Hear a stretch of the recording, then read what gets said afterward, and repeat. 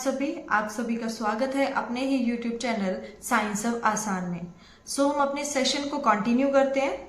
आज हम डिस्कस करेंगे displacement reaction, double displacement reaction and redox reaction, that is oxidation and reduction. हम अपने प्रीवियस सेशन में combination reaction and decomposition reaction को बहुत डिटेल में पढ़ चुके हैं। हम शुरू करते हैं आज का सेशन, जिसमें हम सबसे पहले बात करेंगे डिस्प्लेसमेंट रिएक्शन की। साइंस में आप कुछ भी टर्मिनोलॉजीज जो पढ़ते हैं, सबसे पहले कोशिश कीजिए कि उस टर्म को ब्रेक करके समझिए।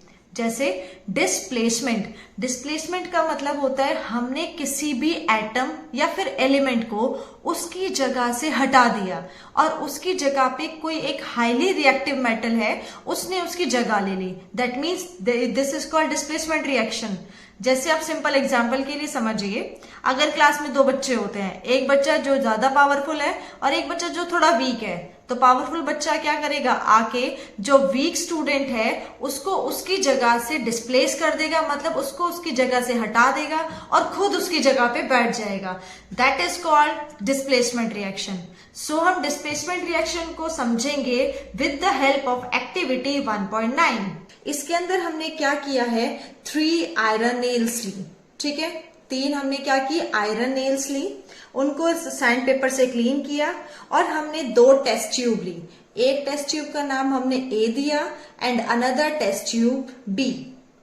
इन each test tube take about 10 ml copper sulphate solution. दोनों ही टेस्ट ट्यूब के अंदर हमने कॉपर सल्फेट का 10 ml सॉल्यूशन डाला है। कॉपर सल्फेट मतलब CuSO4 और इसका कलर कैसा होता है, blue colour. Tie 2 iron nails with a thread and immerse them carefully in the copper sulfate solution in test tube B। यहाँ पे आपको दिखाया हुआ है कि ये हमारी टेस्ट ट्यूब B है। इसके अंदर हमने 2 आयरन नेल को एक थ्रेड से टाई करके इस कॉपर सल्फेट सॉल्यूशन में डाल दिया। दैट मीन्स मैंने 2 आयरन नेल को इसके अंदर डाल दिया। ठीक है, एक आयरन नेल को मैंने सॉल्यूशन के अंदर नहीं डाला है, उस आयरन नेल को मैंने बाहर रखा है। उसके कुछ टाइम बाद आपसे पूछा गया है कि आप क्या ऑब्जर्व करेंगे, क्या इसके कॉपर सल्फेट के जो सॉल्यूशन है, क्या उसके कलर के अंदर कोई चेंज आएगा, या फिर जो ये हमारी आयरन की जो नेल है इसके अंदर कोई चेंज आएगा जब हमने इसको कॉपर सल्फेट सॉल्यूशन के अंदर डिप किया है। अब हम अपनी ऑब्जर्वेशन देखते हैं।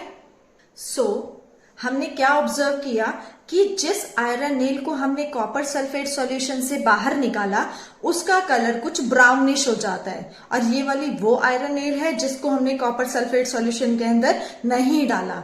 ये प्योर कॉपर सल्फेट सॉल्यूशन है जो कि हमारा टेस्ट ट्यूब ए में है। अब देखिए इसका कलर ब्लू है, लेकिन जिस टेस्ट ट्यूब के अंदर हमने आयरन नेल को रखा था अब उसका कलर चेंज हो गया है। दैट मीन्स यहाँ पे कुछ ना कुछ तो रिएक्शन हुई है जिसकी वजह से सबका कलर चेंज हो गया है। तो वो रिएक्शन, या फिर मैं कहूं जो आयरन नेल है वो ब्राउन कलर की क्यों हो गई, या फिर जो ब्लू कलर था कॉपर सल्फेट सॉल्यूशन का वो फेड क्यों हो गया, उसको हम समझते हैं with the help of displacement reaction. इसके अंदर क्या होता है, शुरू में हमने आयरन नेल ली। आयरन नेल की जो स्टेट होती है वो कैसी होती है, सॉलिड स्टेट। उसको हमने किसके अंदर डाला, कॉपर सल्फेट यानी कि CuSO4। कॉपर सल्फेट का सॉल्यूशन वाटर में बनाया जाता है, इसलिए उसका मीडियम कैसा होता है, एक्वस मीडियम। जब इनकी रिएक्शन कराई जाती है तो होता क्या है, जो मोस्ट रिएक्टिव एलिमेंट होता है वो लेस रिएक्टिव एलिमेंट को उसकी जगह से हटा देता है। तो यहाँ पे आयरन मोस्ट रिएक्टिव है, वो कॉपर को इसकी जगह से हटाएगा, दैट मीन्स डिस्प्लेस करेगा।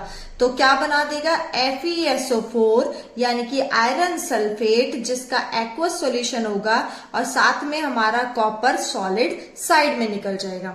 ये देखो डिस्प्लेसमेंट रिएक्शन बिल्कुल इस तरीके से होती है। मान लो क्लास में कोई 2 बच्चे हैं, एक थोड़ी सी पावर जिसके अंदर ज्यादा है, एक थोड़ा जिसकी पावर कम है, इनकी वीक बच्चा है। तो जो स्ट्रांग होगा वो क्या करेगा, वीक को उसकी पोजीशन से हटा देगा, उसकी बेंच से उसको हटा देगा, खुद उसकी जगह बैठ जाएगा।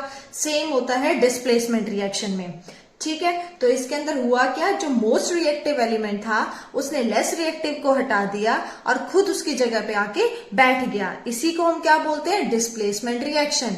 इसी वजह से हमने ऑब्जर्व किया कि कॉपर सल्फेट का जो कलर है वो ब्लू कलर फेड हो गया और आयरन नेल का कलर कैसा हो गया, ब्राउनिश हो गया। अब हम कुछ और एग्जाम्पल ले लेते हैं, जैसे जिंक प्लस कॉपर सल्फेट। तो जो जिंक होता है वो मोर रिएक्टिव होता है कॉपर से, तो ये कॉपर को इसकी जगह से हटा देता है और खुद कॉपर की जगह बैठ जाता है, तो बनाता है zinc sulphate plus copper. Another reaction PB यानी कि lead plus CuCl2 that means copper chloride.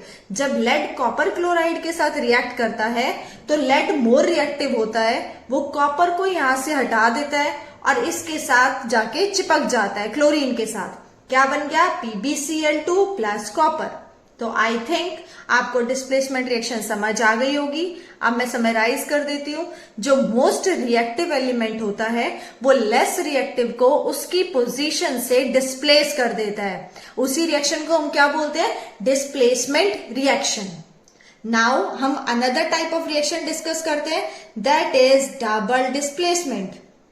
Double displacement का क्या मतलब है? जहां पे जो डिस्प्लेसमेंट है यानी कि जो हाईली रिएक्टिव हमारा लेस रिएक्टिव को हटा रहा है वो 2 बार हो, तो उसको हम क्या बोलेंगे?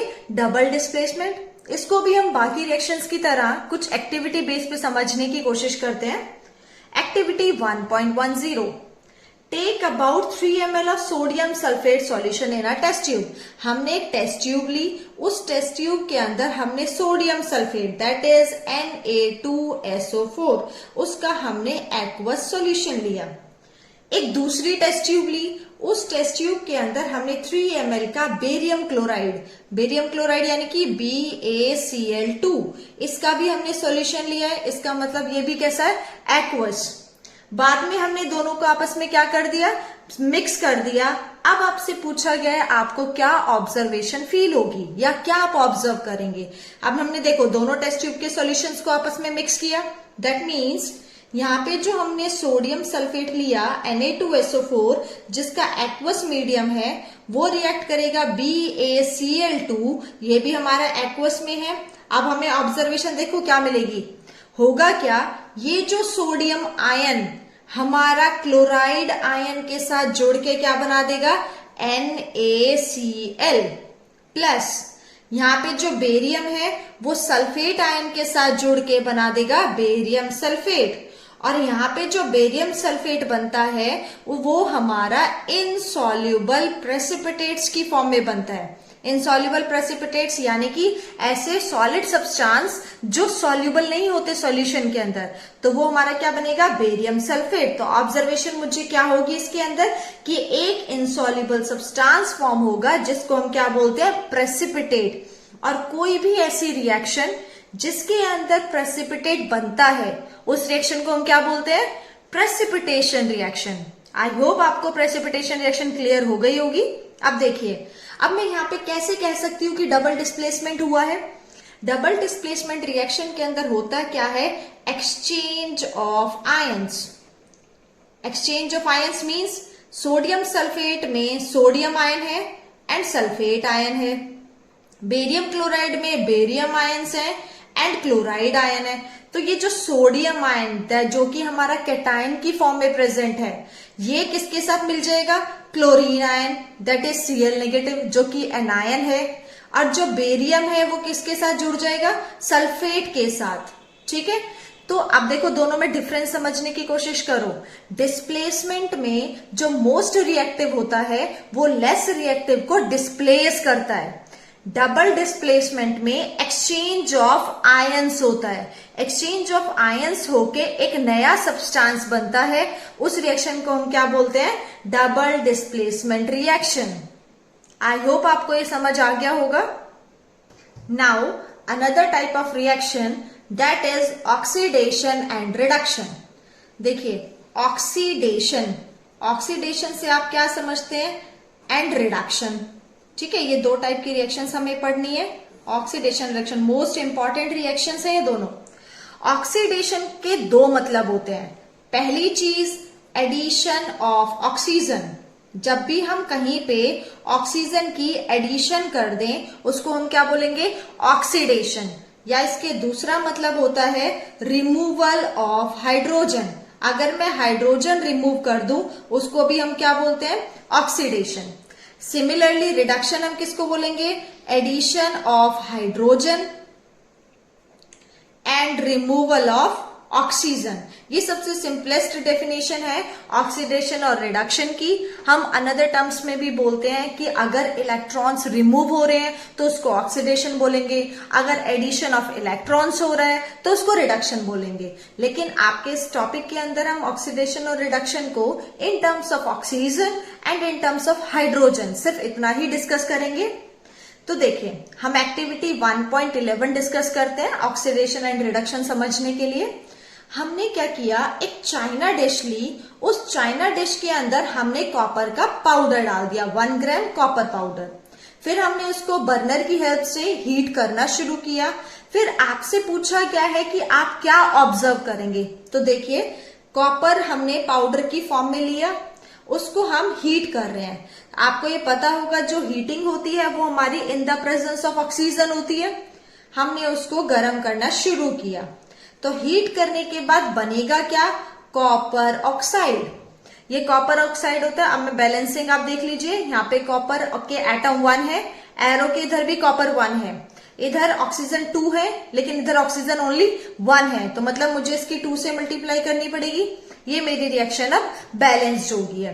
तो ये जो कॉपर ऑक्साइड बना, ये क्या रिप्रेजेंट कर रहा है कि जब मैं कॉपर पाउडर को हीट करती हूं तो मैं लास्ट में देखती हूं कि कॉपर के ऊपर एक ब्लैक कलर की कोटिंग बन जाती है।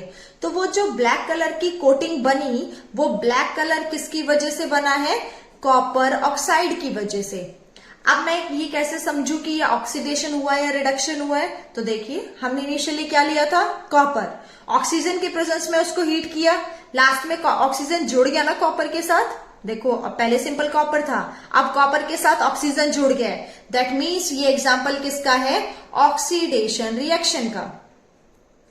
ठीक है, अब मैं अगर अनदर एक्टिविटी करके देखूं, इस कॉपर ऑक्साइड में से अगर मैं हाइड्रोजन गैस पास करूं, ठीक है, इसमें से मैंने क्या कर दी, हाइड्रोजन गैस पास करी और साथ में उसको हीट भी किया। ठीक है, हीटेड मटेरियल से मैंने हाइड्रोजन गैस पास की, तो मैं क्या ऑब्जर्व करूंगी, ये जो रिएक्शन थी ये रिवर्ट बैक हो जाती है। रिवर्ट बैक का मतलब जो पहले रिएक्टेंट था अब वो क्या बन जाएगा, प्रोडक्ट, कॉपर प्लस H2O। अब देखिए, अगर मैं आपसे पूछूं, ये बताओ मुझे इस रिएक्शन के अंदर किसकी ऑक्सीडेशन हुई है एंड किसकी रिडक्शन हुई है। तो देखिए, कॉपर के साथ क्या जुड़ा हुआ है, ऑक्सीजन। एरो के इधर यानी कि प्रोडक्ट साइड में ये जो ऑक्सीजन है वो हट गया, क्या बच गया, सिर्फ कॉपर। दैट मीन्स जो CuO है वो हमारा रिड्यूस्ड हो गया, क्योंकि ऑक्सीजन का लॉस हो गया। हमने बोला था ना, loss of oxygen, that means उसका रिडक्शन हो रहा है। ठीक है, रिमूवल ऑफ ऑक्सीजन मतलब रिडक्शन। तो CuO रिड्यूस्ड हो गया किसके अंदर, कॉपर के अंदर। अब यहाँ पे हाइड्रोजन सिर्फ गैस है, लास्ट में क्या बन गया, H2O, मतलब ऑक्सीजन जुड़ गया। जब भी जुड़ता है ऑक्सीजन तो क्या होता है, oxidation. That means H2 oxidise हो गया किसके अंदर, H2O के अंदर। आई होप आपको ये एग्जाम्पल समझ आ गया होगा। Now let us take another example, that is zinc oxide plus carbon to give Zn+CO। अब मैं आपसे पूछूं, आइडेंटिफाई कीजिए इसके अंदर किसका ऑक्सीडेशन हुआ है और किसका रिडक्शन हुआ है। तो देखिए, ZnO, जिंक के साथ यहाँ पे ऑक्सीजन प्रेजेंट है। हम एरो के इधर गए, एरो के इधर जाने पे जो जिंक के साथ ऑक्सीजन था वो रिमूव हो गया। अब यहाँ पे सिर्फ और सिर्फ क्या है, zinc. That means loss of oxygen. Loss of oxygen होता है तो कौन सी प्रोसेस होती है, रिडक्शन। और यहाँ पे कार्बन था, सिंपल कार्बन, एरो के उधर जाके कार्बन के साथ क्या आ गया है, ऑक्सीजन। दैट मीन्स यहाँ पे हमारी कौन सी प्रोसेस हुई है, ऑक्सीडेशन। अब एक चीज इंपॉर्टेंट, ऐसी रिएक्शन जिसके अंदर ऑक्सीडेशन एंड रिडक्शन दोनों की दोनों प्रोसेस होती हैं, उन रिएक्शंस का नाम होता है रिडॉक्स रिएक्शन। देखिए, नाम से समझने की कोशिश कीजिए और मेमोराइज करने में आपको ये बहुत हेल्पफुल रहेगा अगर आप जो टर्म है उसको ब्रेक करके समझेंगे। रिडॉक्स में यहाँ पे जो RED है इसका मतलब होता है रिडक्शन, और जो यहाँ पे OX है इसका मतलब होता है ऑक्सीडेशन। तो रिडॉक्स का क्या मतलब हो गया? ऐसी रिएक्शन जिसके अंदर रिडक्शन एंड ऑक्सीडेशन दोनों की दोनों प्रोसेस साथ में होती है, तो उसको हम क्या बोलते हैं? Redox reaction. एक एग्जांपल और ले लेते हैं, एंड ये एग्जांपल मोस्ट इंपॉर्टेंट है। सैंपल पेपर्स में, प्रीवियस ईयर पेपर्स में क्वेश्चन आया हुआ है। MnO2 plus 4HCl to give MnCl2 plus 2H2O plus Cl2।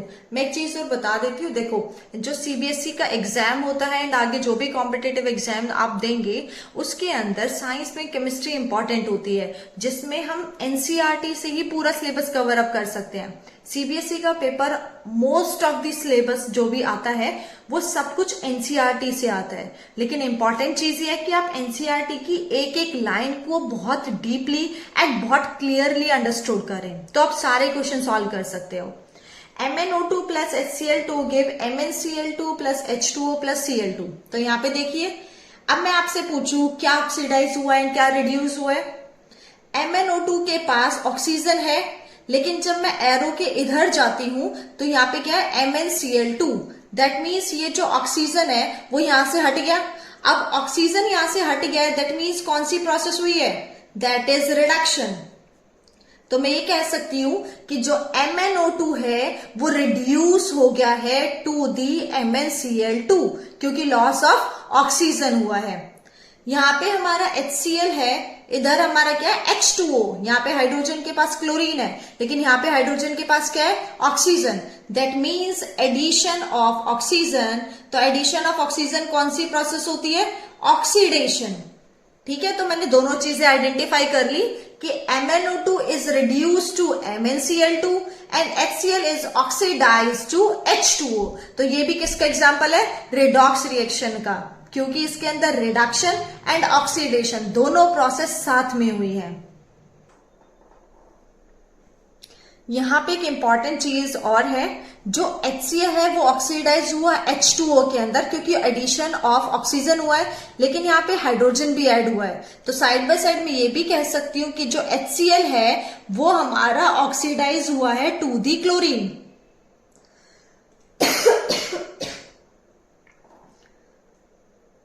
क्योंकि यहां पे क्या हुआ है? हमारा लॉस ऑफ हाइड्रोजन।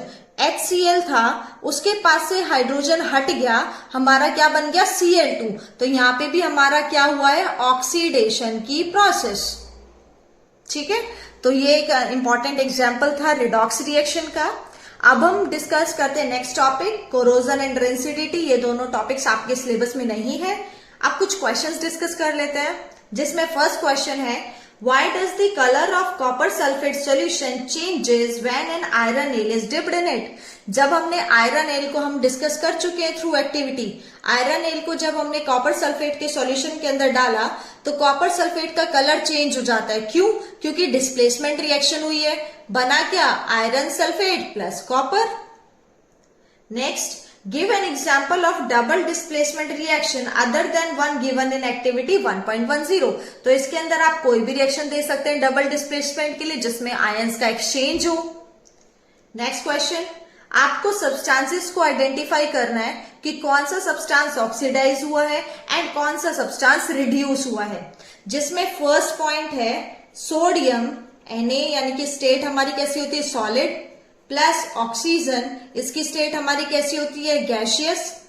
उन्होंने हमारा बनाया Na2O, उसकी स्टेट कैसी होती है? Solid state. यहाँ पे 4 and 2। अब आप खुद सोचिए इसके अंदर किसका ऑक्सीडेशन हुआ है या कौन सा सब्सटेंस ऑक्सीडाइज हुआ है एंड कौन सा सब्सटेंस रिड्यूस हुआ है। यहाँ पे सोडियम था सॉलिड स्टेट में, जब उसने ऑक्सीजन के साथ रिएक्ट किया तो यहाँ पे ऑक्सीजन जुड़ गया, that means addition of oxygen हुआ है। तो इसका मतलब जो सोडियम है वो हमारा ऑक्सीडाइज हो गया है टू दी Na2O। तो यहाँ पे ऑक्सीडेशन किसका हुआ है? सोडियम का। क्लियर है? Another example, CuO, that means copper oxide, जो कि सॉलिड स्टेट में प्रेजेंट होता है, रिएक्ट्स विद हाइड्रोजन जो कि गैसियस स्टेट में होता है, to give copper plus water. अब आइडेंटिफाई करो किसका ऑक्सीडेशन किसका रिडक्शन। यहाँ पे कॉपर के साथ क्या प्रेजेंट है? ऑक्सीजन। जब मैं एरो के उधर जाऊंगी तो कॉपर के पास से ऑक्सीजन हट गया, अब कॉपर से ऑक्सीजन चला गया, इस मीन्स लॉस ऑफ ऑक्सीजन हुआ। तो लॉस ऑफ ऑक्सीजन को हम क्या बोलते हैं? रिडक्शन।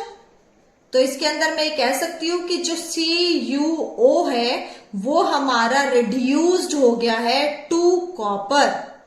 अनदर चीज, यहाँ पे हाइड्रोजन गैस है, एरो के इधर जाने पे हाइड्रोजन के साथ क्या जुड़ गया है? ऑक्सीजन। जब हाइड्रोजन के साथ ऑक्सीजन जुड़ गया, that means addition of oxygen हुआ है, उस प्रोसेस को हम क्या बोलते हैं? ऑक्सीडेशन। तो मैं कह सकती हूं H2 जो गैस है वो हमारी ऑक्सीडाइज हो गई है to the H2O molecule, that means water. I hope आपको ये चैप्टर समझ आ गया होगा। अब हम अपने नेक्स्ट सेशन में इस चैप्टर के एक्सरसाइज के क्वेश्चंस को बहुत डिटेल में स्टडी करेंगे ताकि आपको इस चैप्टर से रिलेटेड कोई भी डाउट ना रहे। अगर आपको समझ आ गया है तो please like, share and subscribe.